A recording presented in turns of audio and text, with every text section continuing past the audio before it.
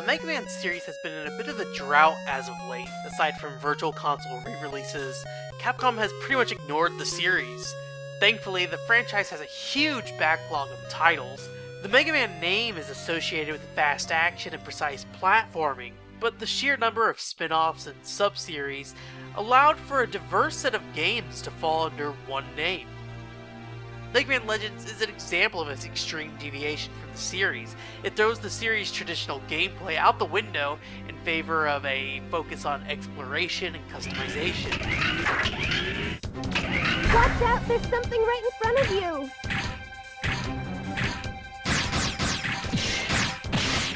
Being released late in 1997 in Japan at least, the game comes with the baggage of being an early 3D title.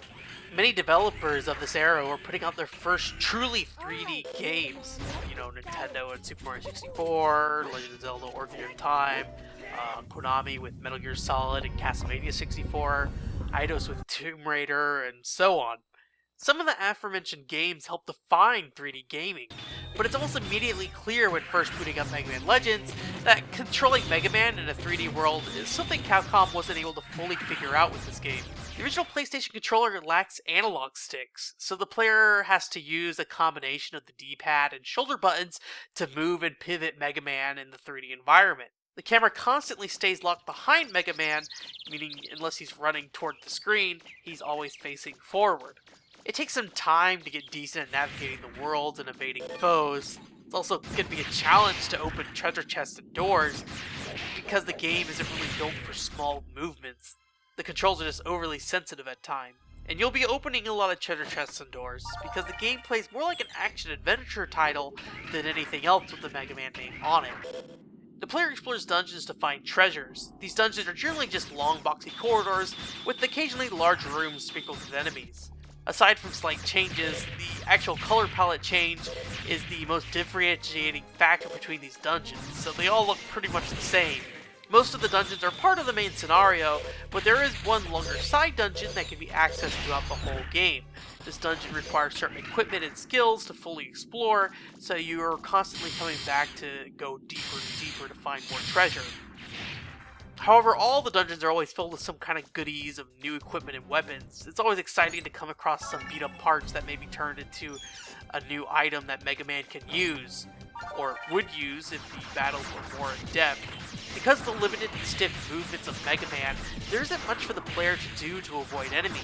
Most of the game you'll spend strafing while attempting to keep Mega Man's aim centered on the foe. The game features a lock-on system, but it restricts the player's movement, leaving them completely open to enemy attacks. It's a game where either keeping your distance or staying in motion is essential, which leads to many special weapons you'll find only having very limited uses. This is especially true later on, when your Mega Buster, your main attack, it becomes quite powerful thanks to the ability to customize it using parts you can find in the dungeons. Customization is one key element of Mega Man Legends. Throughout the game, you'll find many different parts that can augment your main Buster Shot, that can increase its rate of fire, power, range, etc. The player can also equip a variety of secondary weapons like rocket launchers, drills, grenades, and they can all be upgraded using money, or Zenny, as Capcom likes to call it. And weaponry isn't the only thing you'll find. You'll also find new parts that will augment Mega Man's own skills, with certain pieces giving increased defense, extra jump height, as well as a faster way to travel through using skates he can roll around on. Jumping and skating in particular are useful in exploring the massive town that makes up the overworld. Despite having an outside wilderness, much of Mega Man Legends takes place inside the town through exploring it, going inside of buildings, and talking to NPCs. It's easy to spend large chunks of time not even engaging in combat. It's an interesting contrast to the dungeons that are small and confined, because the overworld has such a large scale, which is pretty impressive for its time. The town and shopping districts are fully rendered, although a bit simplistic. It's easy to sit down with Mega Man Legends and say, wow, this is an old, early 3D game. Which is true, but one aspect of the game that does stand out is just how well the visuals have aged. This is something incredibly uncommon from games of this era. Looking back on PlayStation and Nintendo 64 games, you'll find they look almost laughable by today's standards. But Mega Man Legends uses a simple visual style and colorful graphics that go well beyond even the low-resolution output of the PlayStation. Simple flat 2D faces may seem primitive, but it shows off an extensive amount of different expressions of these characters, something that wasn't exactly easy at this time. It's just a charming game to watch and listen to, as it's almost like a Saturday morning cartoon, voice acting and all. It worked! You did it, Roll! We're flying! We're flying! Well, Although be warned that the audio balancing of the game is an absolute disaster. What's the matter? If you don't watch it, you're gonna end up with a big hole in your bathtub!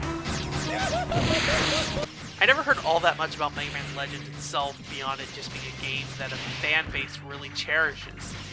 For me personally though, I honestly feel a bit mixed about it now that I've played it. It's a really impressive game in the context of its time, and the game features a ton of variety between the overworld exploration and the dungeon crawling sections. So if you have an open mind when it comes to trying out these games that were trying to get their bearings in the 3D world, it might be worth checking out despite the game's ever-rising price point. But if you're not super interested, it's a game you can pretty easily just leave behind.